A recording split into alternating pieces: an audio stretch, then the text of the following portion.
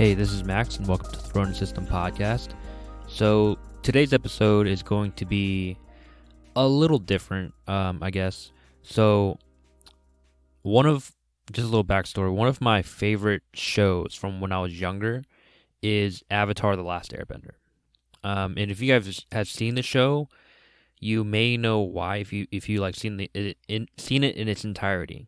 But if you haven't, basically it is an American TV show. It's an American cartoon show that I believe started in like 2002 or 3 or something, and then went for like about a year. It's about 60 episodes, and it is labeled as a kids show. You know, it's produced by Nickelodeon, or it was produced by Nickelodeon, and the reason I want to talk about it is because recently it's been, I guess, licensed to premiere on Netflix, right? It's on Netflix right now.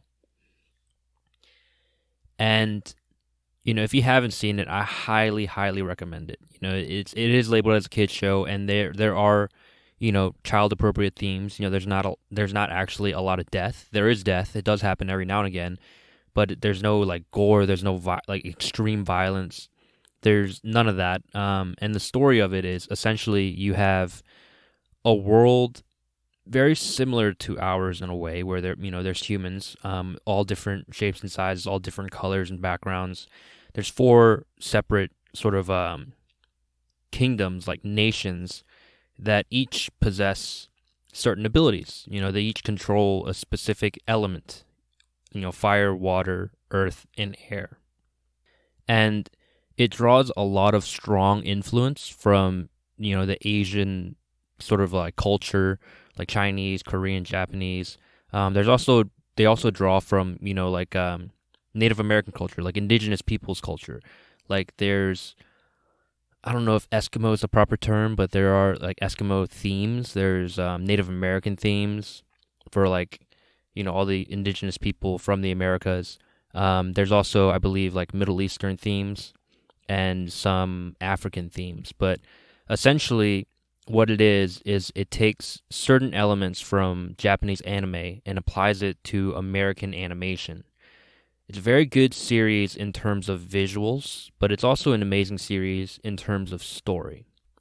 And the story goes, you know, each nation has certain people that can control a certain element. So there's 4 nations. But there's one specific person known as the Avatar who can control all 4. And this person basically cycles through each nation, through each lifetime. So very similar to the path of Nirvana. You know, they go from life to life, like reincarnation to reincarnation. And their essential job is to create balance and to protect the world. And they're the bridge between like the spirit world and the human world. There's a whole backstory to it. But this particular series, the 60 episodes split up into 3 seasons, essentially follows literally a kid, like a 12-year-old, who's the Avatar. During a time of great turmoil, there's a 100-year war going on, and his job is basically to end the war. And so the reason I think it's an amazing series, and the reason I want to talk about it now, is because there are a lot of themes, and there's a lot of like very subtle underlying sort of like takes and draws that you can get from it. You know what I mean? It's like, again, it's a 12-year-old, you know, and so he's thrust into this adult reality where he is essentially the savior of the world. He's the protector of the world at 12 years old, and he has to do all this before he even knows, you know, truly who he is, before he's even fully developed, before he's even hit puberty. And that is a very scary reality. You know, it is reality for some people where, you know, they may not be saving the world, but they are, you know, sort of they're thrust into the real world, and they're thrust into this adult life. You know, they're given so much responsibility, so much is demanded of them, and they don't know how to cope with it. And it's very interesting because, again, spoiler alert, you know, I'm going to be spoiling some things. I'm not going to spoil the whole story, but I will spoil bits and pieces. And essentially, you know, happy ending, he does do what he's supposed to do, but not in the way that people would imagine. Because in the very beginning, you get the sense that he's a coward. He's a pacifist. He doesn't like to fight. He runs away from his problems. And in the beginning, I'll be honest, I didn't really enjoy his character. But then as the series goes on, especially after I rewatched it just a couple of weeks ago, it dawned on me that he grew up. He really did develop himself through this journey. But it also stems from the fact that he was raised this way. He was raised to be a pacifist. He was raised as a monk. He was raised as an airbender. I'm just going to spoil that part, but it's really not spoiling because he's the last airbender. But he is an airbender. And their essential goal in life is to sort of avert danger, avert conflict, to avoid these situations, to bypass these situations. And that's why he runs away. That's why he's a pacifist. That's why he has genuine fear of his responsibilities, because you raise this child on this idea or these ideals that you are essentially, a peacekeeper. You're someone that really just isn't aggressive, doesn't prefer conflict, in fact, actively avoids conflict, isn't, outspoken, and is very open and very kind and generous. And then you tell him, after you've raised him this way, during a time when he's supposed to be developing himself, he's supposed to be going through changes in his life, you tell him that that's wrong. This is what you're supposed to be doing. Everything you've learned is wrong. And that's a scary thought, because that is, again, a reality for people. There are people out in the world that are taught one thing, and then as soon as they hit a certain age, or as soon as they, go to a certain area, it's something else. Everything in their life was a lie. And that is a real thing. And I just sort of, after rewatching the series, I get it now. And it is scary. And I think that's one of the reasons, one of the many reasons that this series is good, that this show is good. There's a lot of other sort of developments like that, a lot of personalities and characters within the show that go through very similar changes. You have this one character who goes from a sexist macho man to a very kind and very sensitive, he is a warrior. That's why he's so macho, that's why he's so sexist. But then towards the end, he grows up to be this true form, sort of caring caretaker, like a big brother to everyone. And that's one of the changes you get to see, because literally the whole show revolves around kids. I think the oldest main character is 15 or something, very young. And they are thrust into this very adult world with very adult themes in a very childish sort of mindset, this very childish perspective, because they are children. And they're, it's just an amazing display of reality without actually admitting it. Because there are scenes of death, like I said. There are scenes where people die in front of these kids, and they have to live with it. There are scenes where I believe, let me think. I'm trying to remember if they actually killed anyone themselves. No, they just see death. But that's the main thing. They also have the option to kill, and whether or not they do it. And of course I spoiled that part. None of the main characters kill anyone. But there are instances of it, the option of it. And, thankfully they turn away from it, but that's not a choice that real people get in the real world. Sometimes it really does twist you, the world's ideologies twists you to commit these acts of death and killing. And I believe, the main theme of the show is understanding who you are and understanding what your purpose is and living with it, living with what has been given to you, what fate has, basically shoved into your face, what destiny has brought to you, that this is what you have to live with. But there's also the theme of knowing you have the option to choose that. You have the option. It's not a command. It is a suggestion. It is a sort of like an advice. This is your most likely path, but it is not your only path. And I think that is very brilliant. It's a great show. Like, really, if you guys have time, if you have Netflix, watch it. The episodes aren't very long. They're about 20 minutes, especially without commercials. And they're just, it's good. It's a good series. The first season, I'll admit, is slow, and there are parts of it that I didn't really enjoy. But season 2, especially towards the end, it is really good if you're into it. And I believe a lot of people will get into it.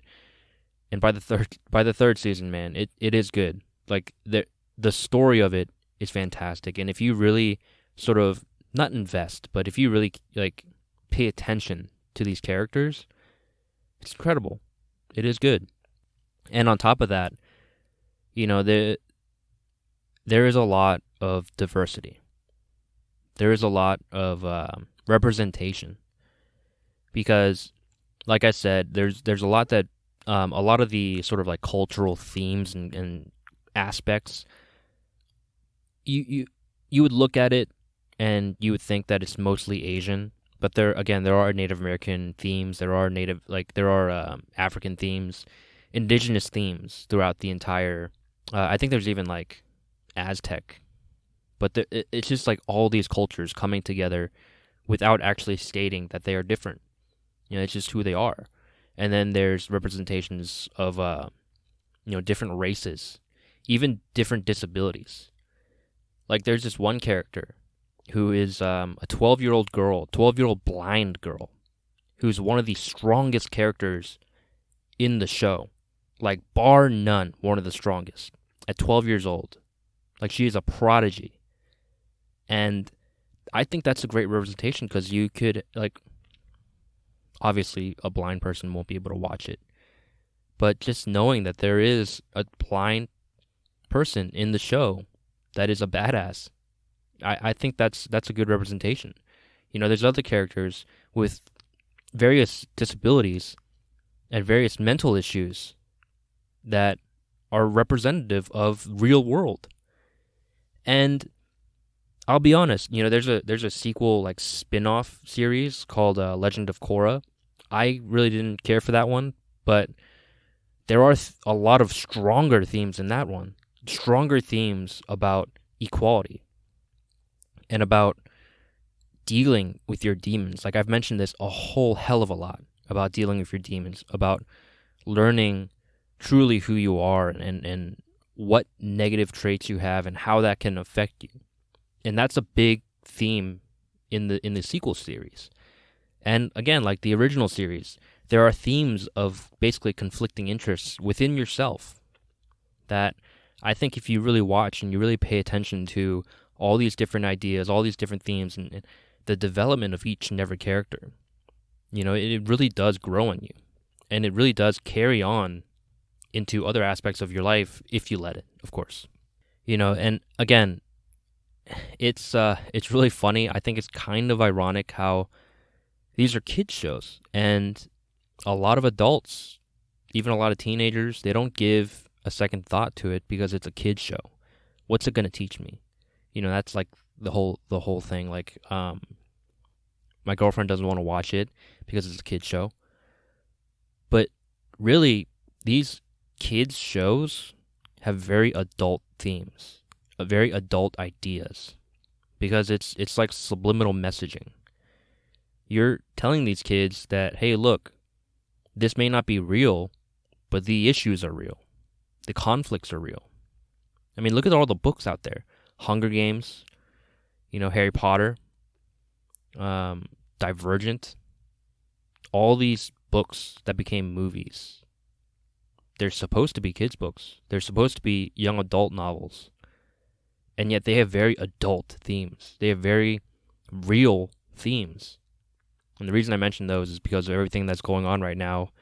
I don't really want to talk about that. I know it will slip in every now and again, but that's probably the most blatant and direct reference that I'll mention as of now. Anyway, children's like shows, movies, books, even there are really adult themes, and it's meant to teach them that. It's meant to teach them certain things. It's meant to show them certain things. And there's no reason that as an adult you can't enjoy it. I'll happily admit I enjoy it. I'll happily admit that Naruto is actually one of these shows, Naruto is a Japanese anime if you haven't ever seen it. It's one of the shows that taught me a lot of the things that I still talk about now. A lot of the things that I still think about now. A lot of the things that are really my mantras in life. To think a certain way, to feel a certain way, to see the world in a certain way. That was taught to me by Naruto and by Avatar. I've realized that now after finally going back and watching it again.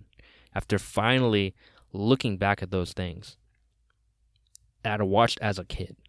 And there's so many strong themes, and I cannot recommend it enough. Those two shows, I would definitely recommend Avatar before Naruto, because Naruto is like fucking 1,000 episodes, which is ridiculous. But Avatar, if you have the time, please watch it, because you will learn something from it if you allow yourself to learn from it. And I know some of you might be probably even turn this off, probably rolling your eyes, but it really does have very good messages that if you take to heart, I guarantee you will look at the world differently, and you will probably feel a little better about yourself. But anyway, that was just a really quick rant and ramble. And I just wanted to put it out there that this is one of the shows I highly, highly recommend, especially cartoon shows. It's probably my number one, top 5, I'll say that, just to be safe. Top 5 cartoon shows that I recommend, and probably definitely top 10 shows in general, series in general, that I recommend everyone watch. Because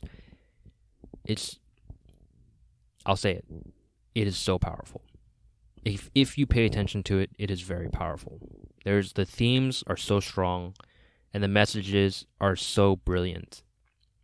If you take it all in, I guarantee you'll get something out of it, for sure. And there are a lot of things about it that I'm missing, just because it's like a spur-of-the-moment episode, but yeah, and I just can't recommend it enough. If you have a Netflix, if you don't have a Netflix, there are certain websites that you can get it from. I think like Kid Movies 123 or some shit. But man, it's out there. Watch it. It's very short, 60 episodes, like I said, about 20 minutes each episode. So it's not going to take a long time to watch it all. And yeah, it's fantastic.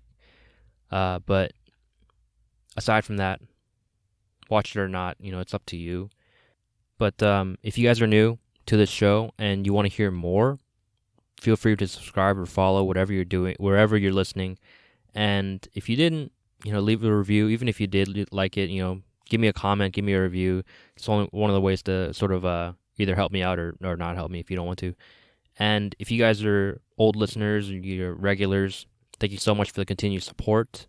Everyone stay safe out there. There's crazy times with, the coronavirus and all that, and especially with the protests and all that going on, especially in the U.S. It can be scary. It really can be. I don't live in a very rough city. Charlotte's actually very calm, but we hear helicopters every day, throughout the night even. And for any of my black brothers and sisters out there, stay safe, guys. It's dangerous. It really is. And even aside from the protests, even aside from the movements going on, the virus is still out there. I want you guys to stay safe. I really do care about human life, even if I can be sort of a pessimist sometimes. Either way, thank you guys so much for listening. Have an amazing day. Get out there, get hungry, and good luck.